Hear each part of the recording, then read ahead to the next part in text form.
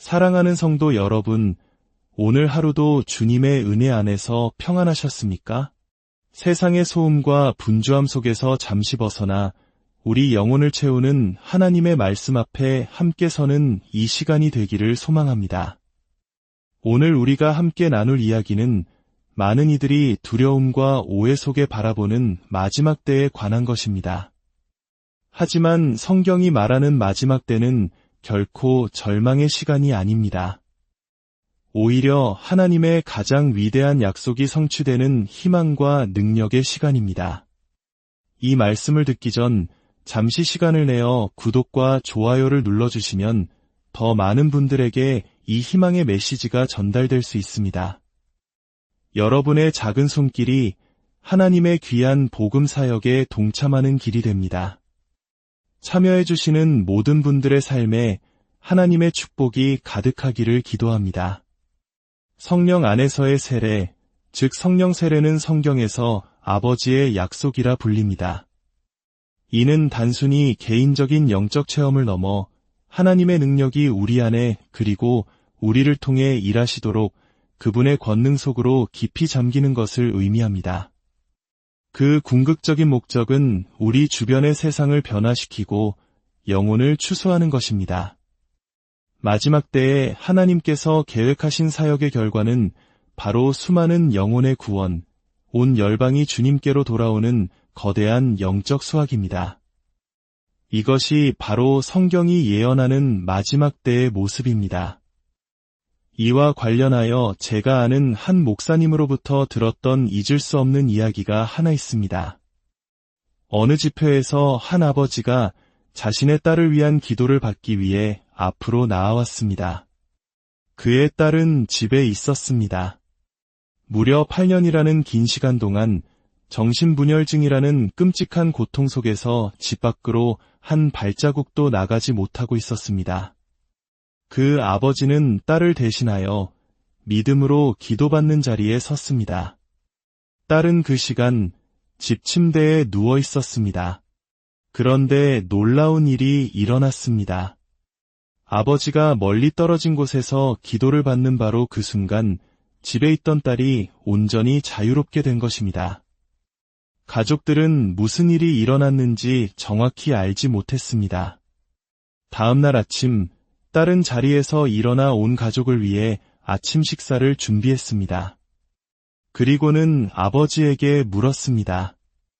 아버지, 오늘 저녁에도 집회에 가시나요? 아버지는 너무나 놀라 내 딸에게 무슨 일이 생긴 거지? 라고 생각하며 그렇단다 라고 대답했습니다. 그러자 딸이 말했습니다. 저도 함께 가고 싶어요. 그때부터 모든 이야기가 풀리기 시작했습니다. 주님께서 그 딸의 삶에 행하신 놀라운 기적이 드러난 것입니다. 여러분, 예수님의 이름 앞에는 불가능이 없습니다. 예수님의 이름은 세상의 그 어떤 이름보다 뛰어납니다. 우리가 질병의 이름, 가난의 이름, 절망의 이름 앞에서 움츠러들 때 우리는 예수님의 이름의 권능을 스스로 제약하는 것입니다. 구약시대 이스라엘 백성에게 이것은 너무나 중요한 문제여서 그들은 다른 신들의 이름을 입에 담는 것조차 허락되지 않았습니다. 그들은 저 더러운 바알과 같은 우상에 대해 이야기하며 시간을 낭비해서는 안 되었습니다. 그들은 오직 하나님을 향한 경외심으로 가득 차 부정적인 방식으로라도 다른 신에 대해 토론하는 것 자체에 아무런 흥미를 느끼지 말아야 했습니다. 이는 우리 마음을 세상의 영향력으로부터 지키는 것과 같습니다. 제가 여러 지역을 방문할 때마다 비슷한 경험을 하곤 했습니다. 공항에서 저를 맞이한 분들이 차를 타고 가는 내내 그 도시가 얼마나 영적으로 어두운지에 대해 이야기하는 것입니다. 목사님, 우리 도시는 지옥의 수도나 다름없어요. 이곳은 선교사들의 무덤입니다. 여기는 교회가 부흥하기 정말 힘든 곳입니다. 라고 말입니다. 얼마나 많은 이단이 있고 얼마나 많은 악한 영적 세력들이 있는지에 대한 이야기가 끊이지 않았습니다. 그럴 때마다 저는 속으로 생각합니다. 어둠이 짙다고 불평할 시간에 당신이 빛이 되면 되지 않습니까? 주님의 명령은 복잡하지 않습니다. 일어나라 빛을 발하라 이것이 전부입니다. 일어나십시오. 그리고 빛을 발하십시오. 세상이 얼마나 어두운지 계속 말하지 마십시오. 그저 일어나십시오. 만약 우리가 사탄이 이룬 일에 감명받거나 위축된다면 우리는 평생 사탄의 공격에 반응하며 살게 될 것입니다. 그러나 사탄은 우리의 시간과 관심, 삶의 초점을 받을 가치가 전혀 없는 존재입니다. 예수님께서는 아버지가 하시는 일을 보고 그대로 행하셨습니다. 그분은 사탄에게 반응하지 않으시고 오직 아버지께 응답하셨습니다. 우리도 주님의 약속에 근거하여 삶을 살아가는 법을 배워야 합니다. 자, 이제 성경이 말하는 마지막 때에 대한 몇 가지 예언의 구절들을 함께 살펴보겠습니다. 세상이 곧 끝날 것이라는 두려운 소문이 아니라 하나님께서 우리에게 주신 영광스러운 약속에 귀를 기울여 봅시다. 먼저 이사야 2장 2절입니다.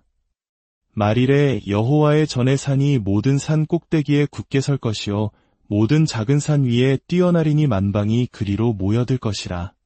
많은 백성이 가며 이르기를 오라 우리가 여호와의 산에 오르며 야곱의 하나님의 전에 이르자 그가 그의 길을 우리에게 가르치실 것이라. 우리가 그 길로 행하리라 하리니 여기서 말일, 즉 마지막 때가 언제일까요? 신학적으로 마지막 때는 예수님께서 승천하신 후부터 다시 오실 때까지의 전체 기간을 의미합니다. 그러므로 우리는 지금 마지막 때 중에서도 마지막을 살아가고 있습니다. 말씀은 여호와의 전의 산이 모든 산 꼭대기에 굳게 선다고 말합니다. 고대 근동에서 산은 종종 왕국, 권력, 정부와 같은 영향력의 중심지를 상징했습니다. 이방 민족들은 높은 산에 제단을 쌓고 우상을 숭배했습니다. 그것은 자신의 노력으로 신에게 더 가까이 가려는 인간적인 시도였습니다. 하나님은 이스라엘에게 이를 금하셨습니다. 성경에서 하나님의 집이 세워진 유일한 산은 시온산이며 그곳에는 다윗의 장막이 있었습니다. 다윗의 장막은 24시간 찬양과 중보기도가 끊이지 않았던 곳으로 열방의 구원을 위한 예배 공동체의 예언적 모델이었습니다. 따라서 여호와의 전의 산이 모든 산 위에 뛰어난다는 것은 마지막 때에 예배하는 하나님의 백성, 즉 교회가 세상의 모든 영향력 위에 가장 큰 영적 영향력을 미치게 될 것을 의미합니다. 그리고 그 결과는 무엇입니까? 만방이 그리로 모여들 것이라. 온 세상 사람들이 하나님의 말씀을 듣기 위해 교회로 나아오게 될 것이라는 놀라운 약속입니다. 이 약속은 아모스 9장 11절과 12절에서도 반복됩니다. 그날에 내가 다윗의 무너진 장막을 일으키고 그것들의 틈을 막으며 그 허물어진 것을 일으켜서 옛적과 같이 세우고 그들이 에돔에 남은 자와 내 이름으로 일컫는 만국을 기업으로 얻게 하리라. 사도행전 15장에서 야고보는 이 구절을 인용하며 에돔에 남은 자와 만국을 남은 인류라고 해석했습니다. 즉, 하나님께서 다윗의 장막, 곧 예배 공동체를 회복하시는 이유는 남은 인류가 주를 찾게 하려 하심이라는 것입니다. 우리의 예배가 하늘의 문을 열고 믿지 않는 사람들이 하나님을 명확하게 보고 생각할 수 있는 영적인 고속도로를 만드는 것입니다. 이사야 62장 10절은 이렇게 말합니다. 성문으로 나아가라, 나아가라 백성이 올 길을 닦으라 큰 길을 수축하고 수축하라 돌을 제하라 만민을 위하여 기치를 들라. 여기서 성문은 무엇일까요? 이사야 60장 18절은 내 성벽을 구원이라 내 성문을 찬송이라 부를 것이라고 말합니다. 그렇습니다. 성문은 바로 찬송입니다. 우리가 어려운 상황 속에서도 하나님을 찬양할 때 우리는 하나님의 기이한 개입이 들어오는 문을 열게 됩니다. 찬송의 문을 통해 나아갈 때 우리는 백성들이 주께로 올 수 있는 길, 즉 고속도로를 닦는 것과 같습니다. 장애물인 돌들을 제거하고 모든 사람이 볼 수 있도록 예수 그리스도의 깃발을 높이 드는 것입니다. 미가 선지자 역시 미가 4장 1절에서 이사야와 정확히 똑같은 예언을 반복합니다.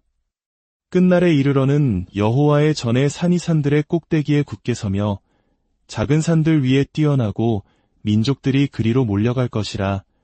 2명의 위대한 선지자가 같은 시대에 동일한 메시지를 선포하고 있는 것입니다. 이것이 바로 마지막 때 사역의 본질입니다. 지진과 기근, 전쟁 소식에 절망하는 것이 아니라 수많은 영혼이 추수되고 온 민족이 주님께로 돌아오는 영광스러운 부흥을 믿음으로 바라보는 것입니다. 호세아 3장 5절은 우리에게 또 다른 놀라운 약속을 보여줍니다. 그 후에 이스라엘 자손이 돌아와 그들의 하나님 여호와와 그들의 왕 다윗을 찾고 마지막 날에는 여호와를 경외함으로 여호와와 그의 은총으로 나아가리라. 여기서 마지막 날에 그들이 여호와와 그의 은총으로 나아가리라고 약속합니다. 그런데 어떻게 나아갑니까? 여호와를 경외함으로 나아간다고 합니다. 여기서 경외하다로 번역된 히브리어 단어는 단순히 무서워한다는 뜻이 아닙니다. 이 단어에는 깜짝 놀라 떨다라는 독특한 의미가 담겨 있습니다. 상상해 보십시오. 평화롭게 서 있는데 누군가 등 뒤에서 갑자기 나타나 당신을 놀라게 합니다. 당신은 깜짝 놀라 한동안 몸을 떨게 될 것입니다. 바로 그 그림입니다. 마지막 때에 하나님께서 당신의 삶에 그분의 선하심과 은총으로 몰래 다가오셔서 당신을 깜짝 놀라게 하실 것입니다. 그분의 선하심이 너무나 압도적이어서 그 은혜의 크기에 놀라 온몸이 떨리게 되는 경험. 이것이 마지막 때를 살아가는 성도들에게 주어진 약속입니다. 월급이 조금 오르거나 저축해서 원하는 차를 사는 수준의 좋은 일이 아닙니다. 그것을 훨씬 뛰어넘는 우리의 상상을 초월하는 하나님의 선하심에 의해 기습을 당하는 것입니다. 저는 여러분의 삶에 이러한 하나님의 거룩한 기습이 일어나기를 축복합니다. 말라기 4장은 마지막 때의 그림을 더욱 선명하게 보여줍니다. 2절을 보십시오.